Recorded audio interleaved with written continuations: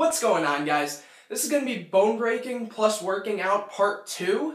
If you haven't seen part 1 yet, I'll have a link in the description for that. And once you've seen that, we can get started. So the way this is going to be different from part 1 is part 1 was more of an explanation of why bone breaking affects working out and why working out affects bone breaking. This video is going to be more dedicated to the example, and I'm going to show you a way to see how much fat versus muscle you have in your shoulders, and then if you've already seen part 1, you'll know what this means, and I'll kind of explain it once more. So a way to do this is find just a wall or a flat surface, or and make sure you have like a mirror or something so you can see it. And what you're going to do is take your arm, put your palm facing out, put it on the wall like this, bend back onto it, and have it like straight behind you, so it's like this. And here you'll see a few things. You'll basically see 3 sections. The section here, and this section here and up.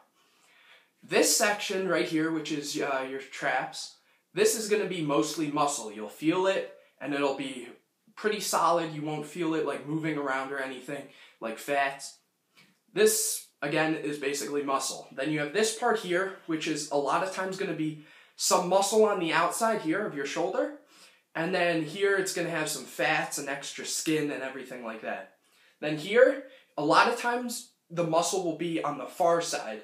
So the part that matters, though, is this inner part here, which is going to be a lot of times your fats and skins with less muscle actually affecting it. The 2 parts of this that actually matter for bone breaking, mostly, are going to be this muscle section and this fat and muscle and skin section. The more of these 2 you have, the harder it's going to be to bone break, because if you try to pull it, you see how this is affecting it, how this is like getting squished together. But if I didn't have that, I would have all of this room to go farther back like this. It would just be a lot easier if this section wasn't here. And so this is the basic example of how the fats and muscle really affect it, because all of this space, but mostly this space, is getting in the way of you actually being able to move your arm that much more, making it that much less flexible to actually bone break. So that's just a little test you can do to see how much fat versus muscle you actually have. And hopefully that was a good example for you guys, so you can actually start to see what I'm talking about when I say how the fat and muscle and anything else like that affects your bone breaking.